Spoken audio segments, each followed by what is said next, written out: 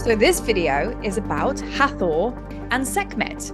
Now, I thought it was very powerful to come into this dynamic again, triple goddess vibes. And also it's actually very powerful recording a video being divinely sandwiched between these most powerful goddesses. But again, it was to bring forth a dynamic, the energetic dynamic of the aspects, the reflecting aspects of Hathor and Sekhmet.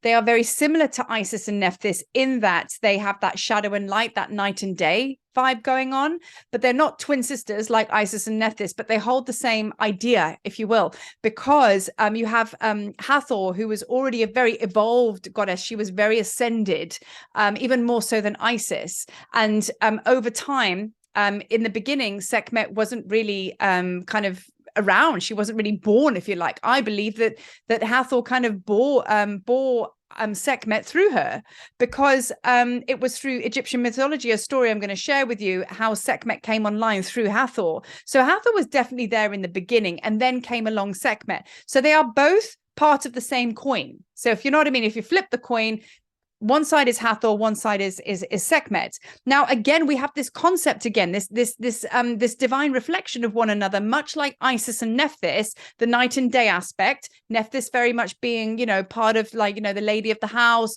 not being seen in the dark shadows. And then you have like Isis, who's out there. Now, Hathor was very much like that. She was out there. She was the one who shone, as it were. And then you have Sekhmet, which is the dark mother. She is the dark mother. So let's go into their ascended masteries and what their ascended masteries actually mean. So we have Hathor, which is the goddess of love, sacred sexuality, unconditional love. She is the goddess of the womb energy, creation, midwifery. She fertility. She assisted mothers in actually getting pregnant and teaching them, much like Isis, how to be mothers.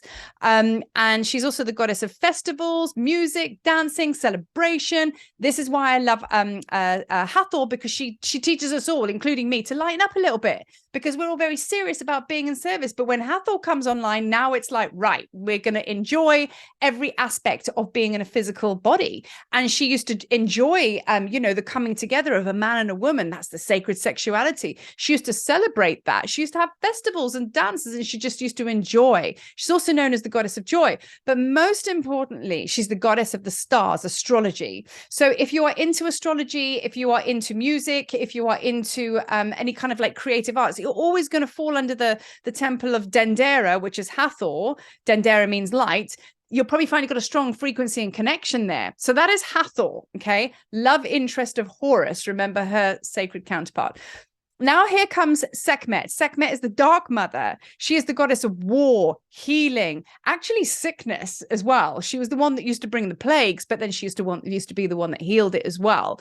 But she's a powerful alchemist, because she pulls the deepest, dark depths of you and brings it into the light. And she has fire all around her and in her. So that is why we speak of transformation in the belly of the goddess. That will always be Sekhmet. So I'm very connected to fire. I know a lot of you out there also feel that connection as well. No doubt you've got some very fiery Sekhmet frequencies on board. And she turns your fear into courage. So she's a very, very powerful alchemist in that way. Now, going to talk about the story of how Hathor, they're children of the sun god Ra. Okay, so now Hathor was sent by her father Ra. Ra at one stage, okay, used to actually be in physical form. And he was very sad and upset that his people were not worshipping anymore. They were getting lost. They just lost focus for their discipline, for their spiritual path and their focus and worship. So he said to Hathor, go and remind them who I am and what what's going on here. Remind them of me. So off she went. And as she saw the people, she saw that they had forgotten about Ra. She saw that, they'd forgotten about their worship, and they just got lost and everything had fallen apart. And then this rage came up inside of her. And then all of a sudden, Hathor then flipped to Sekhmet, and Sekhmet was born, kind of like this fiery goddess. And yeah, she basically tore people limb from limb, and she went a bit wild and a bit mad, actually.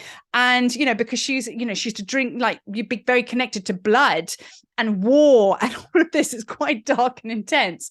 So she went on a rampage and she killed all the people. And basically the only way they could calm her down is by making barrels and barrels of this beer drink that was laden with some kind of fruit that made it look like blood. So she would think it was blood and she would lap it up, which she did. And then she kind of like fell asleep, and that's how they pacified her. So the goddess of drunkenness, Hathor being the goddess of drunkenness, that is where that comes from. I mean, you could probably say in her festivals, everybody got drunk on wine and Blue Lotus, no doubt. But that is where the kind of like the terminology, the label came from, the goddess of drunkenness, because she is also Sekhmet. So she drank the wine and they brought her back to Ra. But Ra was so upset that murder had been cast, because that's not living by Ma'at. That's when he left the physical earth plane and said, I can't do this with these people, and I can't live with my you know, the fact that I killed lots of people is not what I'm here for. And then he went up and he became like a god of the sky, and dropped his body, and off he went. Quite an interesting mythological story, right? But as anything, you're going to go into all of these different versions of it, and you just enjoy the stories, but sit with whatever resonates with you, you know? So these two powerful goddesses will go hand in hand. However, I do work individually just with Hathor. Hathor is the backdrop of the Tablets of Light tour. Yes, Thoth brought through the encodements, as I've mentioned. He was the one that brought my encodements through, so I could birth the portal for the Tablets of Light tour and all the work that I'm sharing to bring the original codes and everybody back online. But the actual birthing of such a creation was definitely held with Hathor, which is why on my website you'll see that it's actually the Temple Dendera. She was the one that helped me birth through the creations. I had to really clear a lot of blockages in my feminine womb area or womb vibration. Guys, you can also have that as well. You also can birth energetically. So yeah, she cleared a lot of that. And then I was able to come forth and step into the creative process and then work with Thoth. So she will work with you in many different ways. I know women that she's worked with, like obviously the channeling the goddess, they work with her to help them with their fertility programs, because in this lifetime, this now time, they can't have babies. And Hathor has been a powerful activating force for her, the physical body to remember what it is to be a divine mother. And then, of course, she can work with you in that way as well. I mean, projects, books. I mean, this is what I was saying. Hathor will come to you in so many different ways that you really will be quite surprised as to how she can come through. And so be open to it. Be open to it. So with Hathor, going back to the seven sisters, which is the seven Pleiades, seven Hathors, you know, when we go to Temple Dendera, those that you've already been with me, we went and stood on top of the temple, right on this big flat surface. That's where they held their ceremonies. That's where they held their celebrations. And they were right underneath the stars. And I mean, like, to go and stand there barefoot, it is incredible to know that we were all stood there once, you know, doing the celebrations and the crowning of the cow goddess and everything like that. We're all part of it. So there's deep memory that will be unlocked, you know, since you've been to Dendera, when you go to Dendera. So it's such a powerful temple and such a powerful experience that I actually took one of the other visits of another temple off for that day, because Dendera, as you know, those that have been, for those that haven't, you know, it needs its whole day, because it's so activating in so many different ways and areas in your being. It's just like, you just need to give it space to be activated. And that's Hathor. Hathor's kind of like the umbrella goddess, the one that came before all the others. I mean, she's beautiful, she's divine, she's turquoise, she's lapis lazuli, she's all of the above. And she's worked with me a lot, and I know that she's going to just, you know, really activate you when you go there. And for those that have already connected with her, I mean, all of the women I know who's watching this, you know who you are, activation through the womb. So she's very powerful. Now, going to Sekhmet, like, this is my girl. This is my mom. And she is fierce AF.